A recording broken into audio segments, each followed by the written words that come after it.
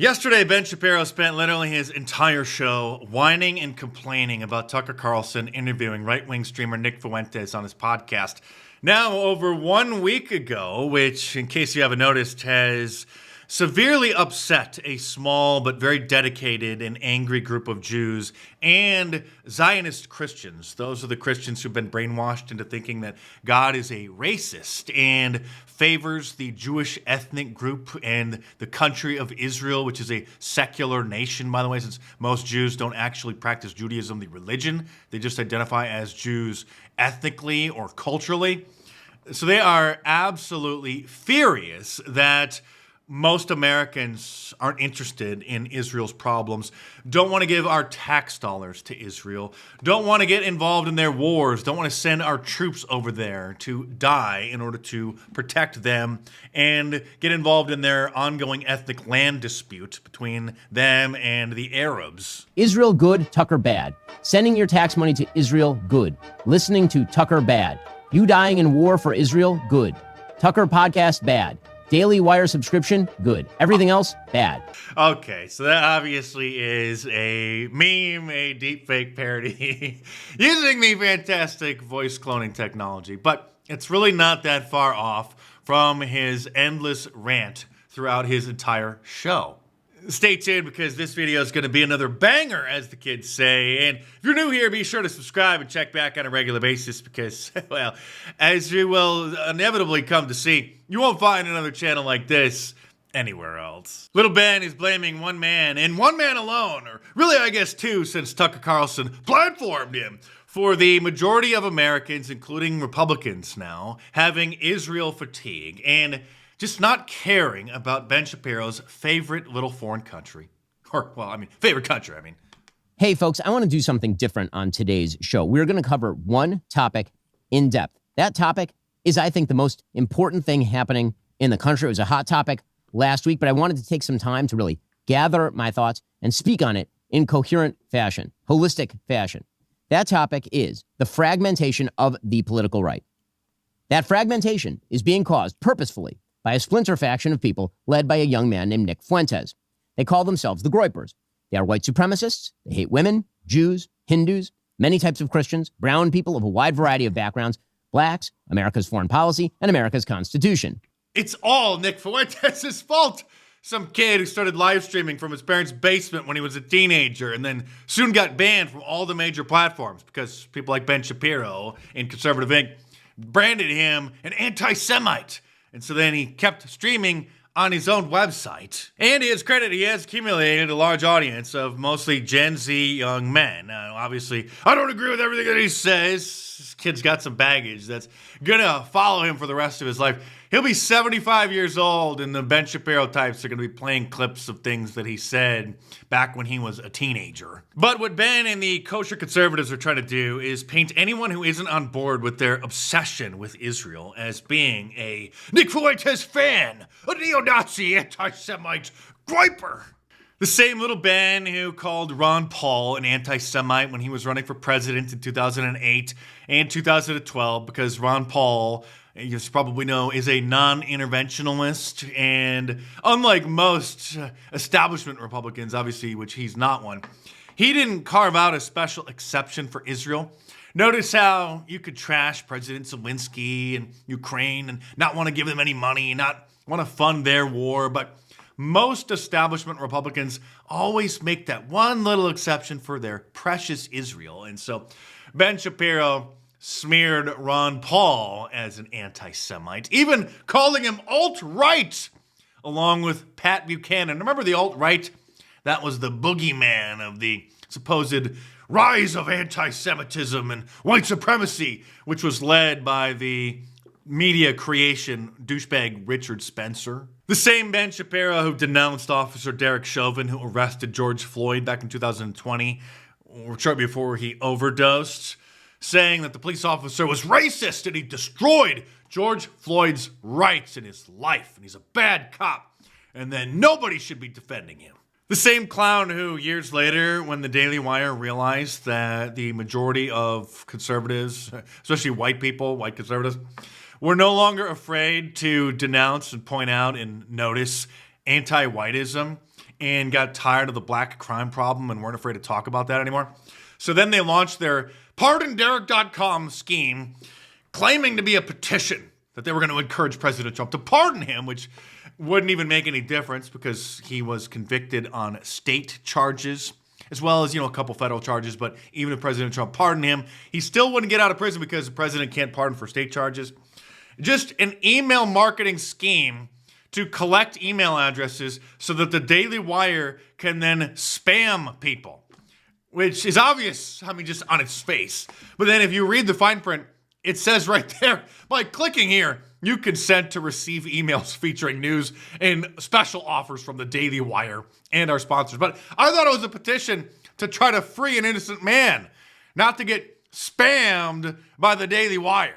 The same clown that denounced Scott Adams, the creator of the Dilbert comic series, for being a supposed racist, and said that canceling his career was justified because Scott Adams, as you're probably aware, unless you've been living under a rock, said that he preferred to live in a white neighborhood after a new statistic came out that showed the growing hostility that many black people have towards whites, and then said, maybe white people should consider the kinds of neighborhoods that they live in if they want to live amongst harmonious neighbors. So, of course, Ben Shapiro, who undoubtedly is in a Jewish community, denounced that as being terribly racist. So these neocons now, like Ben Shapiro and Mark Levin, by the way, who didn't vote for President Trump in the general election of 2016, these are the foundational members of the Never Trump movement. The band is getting back together, but they're rebranding themselves as the true MAGA movement. When this was Little Ben back in 2016, basically by default endorsing Hillary Clinton, saying that he wanted Hillary Clinton to win in 2016. But he is telling us what is the true MAGA today. My concern is that, and one of the reasons I'm not voting for him is because I'm concerned that he hurts conservatism if he wins. If he wins, then because then you see this whole group of people who sort of follow him position to position based on loyalty to party and loyalty to him personally. That's a serious concern to me. If he loses, I think that he hurts conservatism less in some ways. So if Hillary Clinton would have won the 2016 election, that would have been better for conservatism, according to Ben Shapiro. Here's Mark Levin over the weekend at the Republican Jewish Coalition, a Jewish identity politics organization and event that, of course, is the one exception to identity politics on the right. Ben Shapiro and his ilk will always say that we're supposed to be against identity politics. That's something that the left engages in. We need to get past that. But they always make an exception for Jewish identity politics. And it's not about Jews as in a religion. It's about Jews as an ethnic group. Jewish identity politics, always that one exception where those on the right will encourage and accept identity politics. But here is Mark Levin at their group over the weekend. And I just want the anti-American, anti-Israel, anti-West crowd to understand something. So they're trying to paint everybody who, of course, doesn't put Israel on a special pedestal and obsess about Jews and what Jews want all day long as hating not only Jews and Israel, but you hate America too. You're going to have to come through me and millions of people just like me, and you're not going to make it. You think your stupid little podcast, or your stupid little subscription program, or your little TV show, or maybe you have a little radio show, is going to change the world like hell it is, not if I and everybody else have something to say about it. That's funny because they've been obsessing and whining and complaining about Tucker Carlson's podcast now for more than a week. They even printed up these signs that they handed out at the event. Tucker is not MAGA. The real MAGA are the Mark Levins and the Ben Shapiros, who again were the founding fathers of the Never Trump movement. But they are the real MAGA now. Here's the thing. If you're an American patriot, you're an Israeli patriot. If you're an Israeli patriot, you're an American patriot. It's that simple. Why would any American patriot care about ethnic land disputes going on halfway around the world in a foreign country? That's just as absurd as saying, if you're an American patriot, you're a Nigerian patriot. No, we care about America. America first. America only. And one last thing for my third last thing. Let me say this. We have this all wrong. Oh, we give Israel $3 billion a year. Oh, they're a protectorate. We, Europe, people of freedom, Jews, Christians, people who believe in liberty around the world, we need to thank the Israelis for what they've been doing.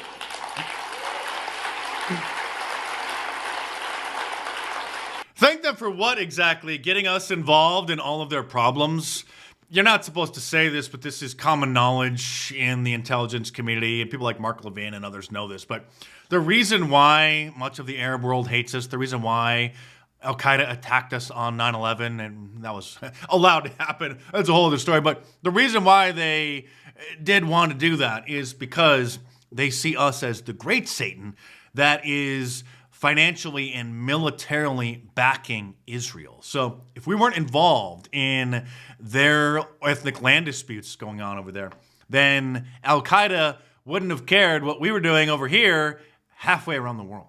And what these people are doing is engaging in the same kinds of dangerous rhetoric that they denounced, rightfully so, that the left has been engaging in by calling people like Charlie Kirk a Nazi, and we all know how that turned out. But now they're using these same tactics, this same exact language, to smear Tucker Carlson and other people who, again, don't put Israel on a pedestal as being Nazis. Here is Congressman Fuentes, who labeled Tucker Carlson the most dangerous anti-Semite in America.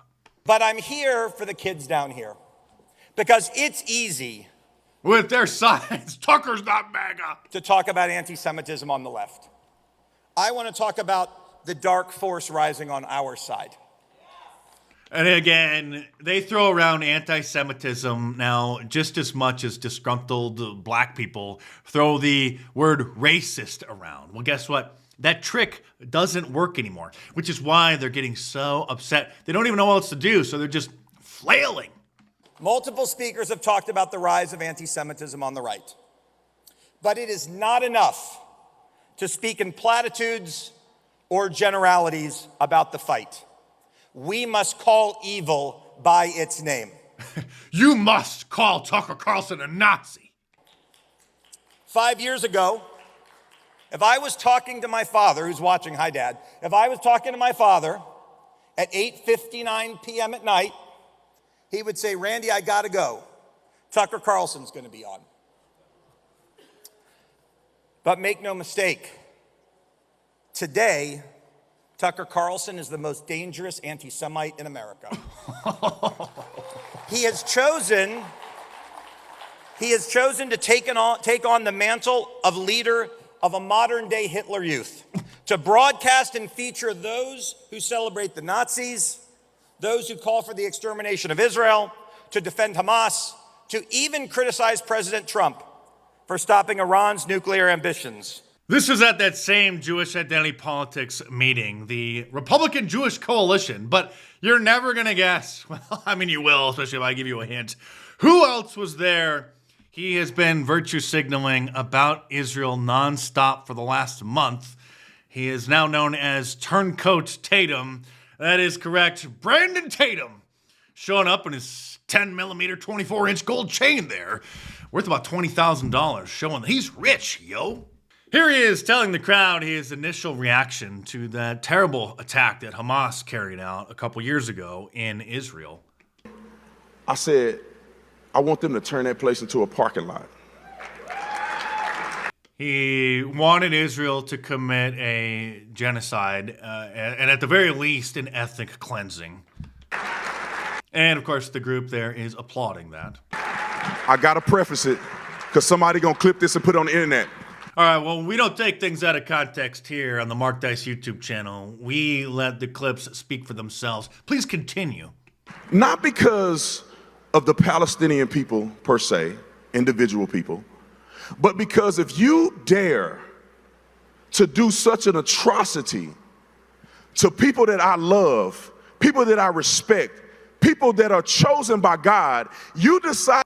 Chosen by God. So God's a racist now. Again, most Jews are ethnic Jews. A lot of people, Christians especially, just don't understand this because the term Jew or Judaism has two different meanings. It can be either an ethnic group, an ethnicity, or a religion, or both. It's an ethno-religion, okay, because Judaism was, the religion of the ethnic group, the Jews. So Brandon Tatum up there thinking that God's a racist. To do something like that, you should never have an opportunity to do it again. And it should be an example to everybody in the world that if you ever think about trying something like this, your country will cease to exist. So because of the actions of the corrupt leadership of a country, Brandon Tatum wants the entire country to cease to exist. So under that same logic then, I guess he would support the radical Muslims wanting to eradicate the United States because of corrupt leadership from administrations like the George W. Bush, Skull and Bones administration. And using the power of AI, somebody made this Brandon Tatum action figure. If you didn't know, he used to be a police officer, but strangely, he still goes by Officer Tatum, which is extremely bizarre. So that's why this is called the Officer Tatum action figure. Brand new Officer Tatum action desk. He's got one position. Israel first. Change my mind. And he will not budge. Press his cap and watch him nod in agreement all day long. Something very strange happened to Brandon Tatum recently because he used to care about the black community. He used to call out a lot of the degeneracy and the black crime problem in black communities. But now he is absolutely obsessed with a different ethnic group, a different race, one halfway around the world that lives in a foreign country. And he spent a large part of his career trying to help people make the distinction between black people and N-words, because obviously we all know around here that an N-word is not a racist term. It's a descriptive term describing a certain set of behaviors in a certain segment of the black community. But then we see him, acting like one in clips like this. Oh, just heads up, this is NSFW, not safe for work. There's going to be some swearing in this clip, obviously, because it's, your standard chimp out. Is that black on black crime? You's a bitch. I told you. Everybody on your live stream know you's a bitch, and when I see you, I'm whooping your ass. Everybody got your live. So he's a typical angry black man, threatening violence, cursing repeatedly, and speaking in Ebonics when he gets upset. I like it. You want to be hood, nigga? You want to be hood? Yeah. You on the phone talking shit to me, and you call me and saying you apologize? Yeah, nigga. I never apologized. You apologize? I never apologized. You didn't apologized. apologize. My wife listened to you, nigga. I never apologized. What I said was, bitch, nigga. Calm down now, but speaking of the B word, officer, it sure is obvious that you are the bitch, Israel's bitch. Mark Levin admitted the obvious, saying that yes, we conservatives, meaning those in Con Inc., do cancel people, of course, claiming to cancel anti-Semites, a word that's thrown around more than the word racist, bigots and racists. The great Bill Buckley led the way in several cases for the good of our country and the conservative movement. Now, he's talking about when Bill Buckley, a neocon, hijacked the conservative movement, the Republican Party, kicking out the real conservatives, the paleo-conservatives, people like Pat Buchanan. Here's another banger of Congressman Randy Fine at another Jewish identity politics meeting. I am here to fight, and we are in a time where we need fighters. We need people to go out and fight. We need people who are not going to be afraid, because if we stay silent in the face of what is coming, not only on the left, but on our own side as well, our time in this country could come to an end as well. Jews have been kicked out of every country we've ever lived, and it's never been our own fault. And there are people who would like to do the same to us here. And unfortunately, some of them are in our own party. It goes without saying, but if you've been kicked out of every bar in your city or every bar in every state or country that you go to, maybe it's time to start doing a little introspection and analyzing your own behaviors. We are a people that has been kicked out of every place we've ever lived for 2,000 years. Every single place. I mean, I know that if I owned a bar, I would kick Ben Shapiro and Mark Levin out if they ever showed up. But it has nothing to do with them being Jewish. It's because they're just simply endlessly annoying.